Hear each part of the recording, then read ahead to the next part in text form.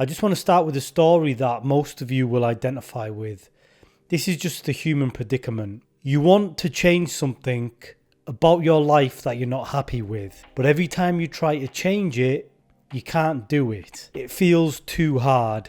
It's too much of a struggle. Think about New Year's Eve, where everyone sets resolutions to change something, but when you get to the end of the year, hardly anyone has achieved the change, or a very small percentage of people. And what we tend to think is the problem is my beliefs, or I'm lazy, or I don't know what to do. We always find these excuses. What I want to share with you in this video is what I think is the real reason that most people struggle to make the change that they want. And when you fix this, life stops being a struggle. It doesn't mean there's not challenges. It's just that you become better equipped to deal with these challenges. And this brings us to the topic of your nervous system and trauma. Just to give you some very basic information about your nervous system, this controls almost everything that you do. All the unconscious stuff that goes on in your body, the food digestion, your heart rate, blood flow,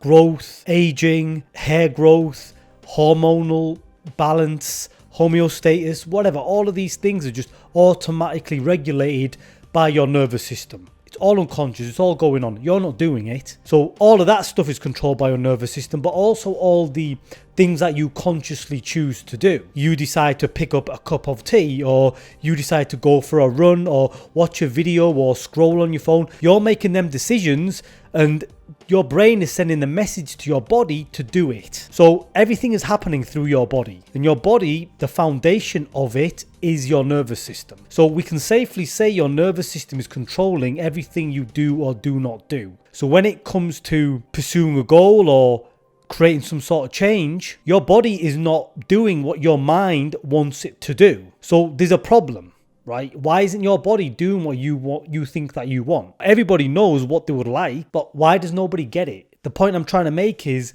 the message between your mind and your body is not working. The relationship's not working. So you might be wondering, why is that relationship not working? Why can't I do the easy things? Why can't I do the hard things? Well, that brings me on to the next key point of this video, and that is, I believe most people have a traumatized or dysregulated nervous system. That means it's not functioning how it's designed to function. And when it's not functioning how it's designed to function, life becomes a struggle. Everything becomes difficult. You want to pursue a goal or do something new, it's too hard. It feels like pushing a boulder up a mountain. It's too much of a struggle, and most of us quit because we need all of ourselves. We need to be connected to who we are, and that means having a healed nervous system to have more access to all of our resources, to be more resilient, to be able to handle the ups and downs of life, to think more clearly, be more objective, to use more common sense, to be a bit detached, to not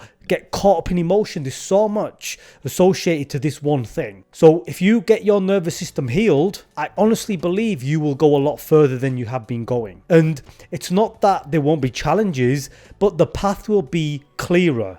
It won't feel like you're always pushing uphill. I know a lot of influencers online make it sound like just do the work, just do it like David Goggins style, just get it done. But trust me, when you have a dysregulated nervous system, as much as you're trying to do it, sending that message from your mind to your body is not responding in the way that you want it to respond, which is due to trauma. I just want to give you a little bit of information about how you get traumatized and how this trauma gets stuck in your system. Trauma occurs when you experience something that is too overwhelming for you to move through, or too overwhelming for you to process. This is things like abuse, physical, emotional, sexual, being picked on by other people, accidents, like bad things happening.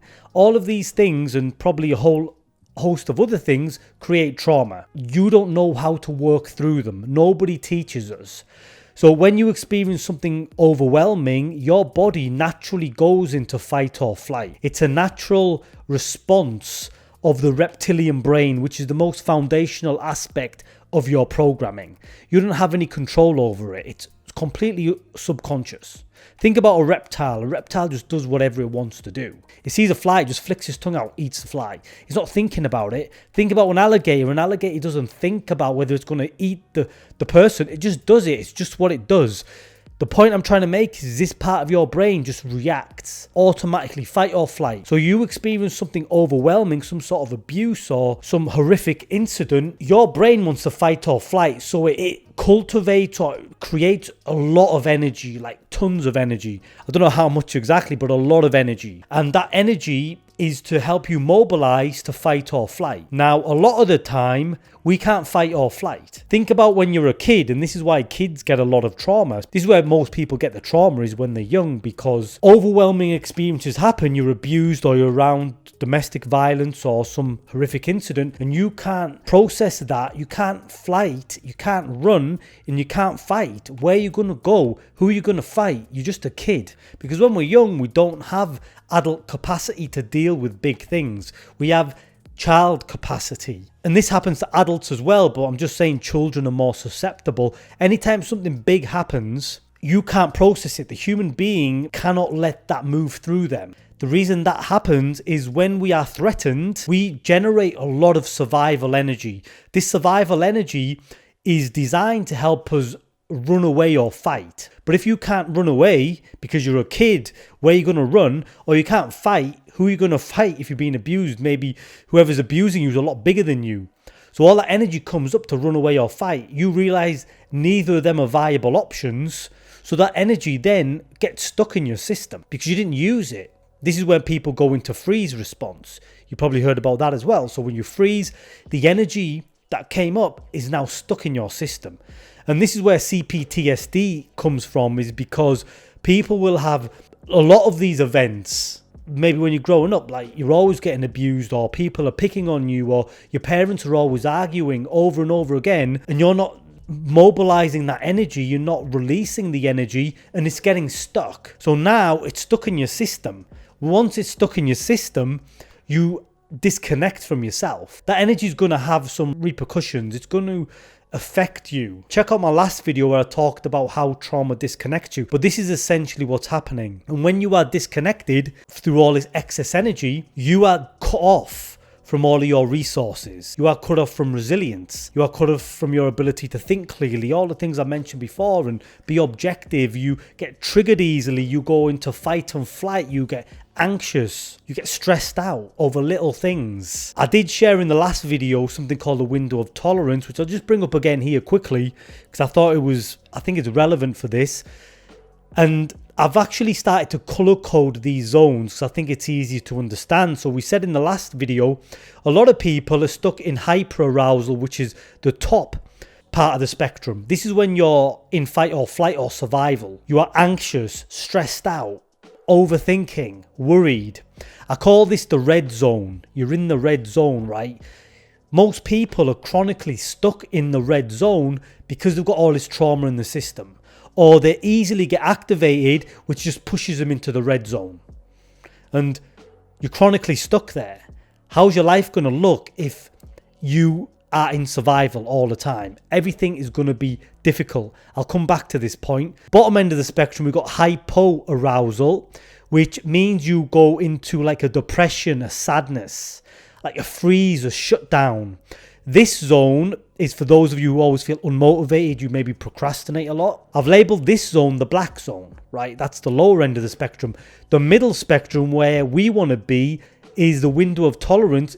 I call this the green zone. This is where you are connected to yourself. Everyone has these experiences, but if you want to have these experiences more often, if you want to really be connected all the time, you have to release the trauma from your system. And so you spend most of your time here where you can handle the ups and downs. You can handle challenges. You can handle rejection. You can handle failure. You can handle getting knocked back. And you hear this all the time. Failure is when you learn. But if you're dysregulated, if you're living in fight or flight or in like hypoarousal, shut down, and you fail, you're not going to have the internal resources to pick yourself back up again and go again. So this is so important to your success.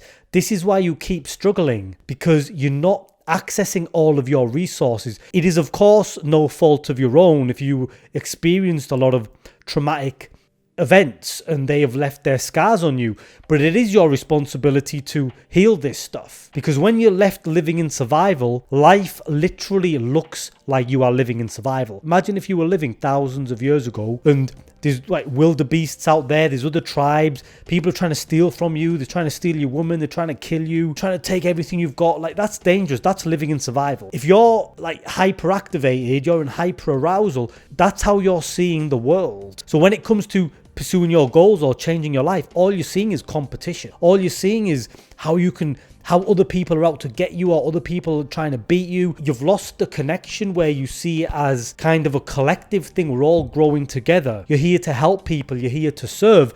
And it actually becomes a very selfish pursuit when you're living in survival. And I actually think a lot of people will pursue their goals from this state, because when you're living in survival, internally you're not feeling good. And the illusion the world creates is that when you make some money, or when you get the perfect partner or the brand new car, then you'll feel better inside. But what will happen to a lot of people, they'll work toward the goal, probably using just sheer willpower, and all dysregulated inside. They'll get there and they'll still feel the same inside. So what do they do then? They move on to the next thing, thinking the next thing is going to help them get rid of all this discomfort inside, when in actual fact it's probably not going to do that. So you need to heal. You need to get rid of all this traumatic stress out of your body so you stop struggling, okay? I really think this is one of the main reasons people are stuck and don't change. The final thing I wanted to talk about is one of the best things you can do, I think, to help you with this is to work on becoming more present. So mindfulness, meditation, even if it's 10 minutes a day, you have to work on this, because this is the ultimate solution to trauma, is being present. All humans are designed to just be present. I know it doesn't feel like that because we're always worrying about something or stressing about something else. We're designed to live in the moment. And when you start to live in the moment, everything changes. You start to realize this is just kind of a little game, but it's a game you want to play. It's a cool thing. It's good, it's fun, you can learn, you can grow. It doesn't have to be this frightening thing that is just too big and overwhelming. You'll want to challenge yourself, right? But you need to find the presence. I would suggest you do a meditation practice every day. I would also suggest you practice mindfulness when you're out and about. That's the best time to practice it, I feel. Practice it especially at them times when you feel anxious, or you're feeling triggered, or you have a tendency to kind of lose connection with yourself. Because the more you practice, the more you'll begin to recognize what zone you are in. Like I shared before, the window of tolerance. So are you in the red zone? Are you in fight or flight, anxious, worried? Are you shutting down in hyper-arousal? Are you kind of just going mute and trying to hide? Or are you like connected? And the more mindful you become, you can just be aware of what's triggering you. If something's triggering you, what brings you back into connection with yourself? But without awareness, without presence, without mindfulness, you never really know where you are. Most of us are just going through life on autopilot, completely unconscious. And it's wasting a lot of energy, it's wasting a lot of time. This is why you're struggling. If you heal this, I honestly believe whatever it is you set your mind to, you will achieve. You are probably not tapping into 50% of what you're capable of because of no fault of your own. Your system's just all jacked up. Got to get it right. This is something I'm very passionate about, something I'll be talking a lot more about. If you have anything to add in relation to this, feel free to hit me up in the comments. Otherwise, if you enjoyed the video, if you could please go ahead, give it a like, share, subscribe, really helps me out. But until next time, God bless.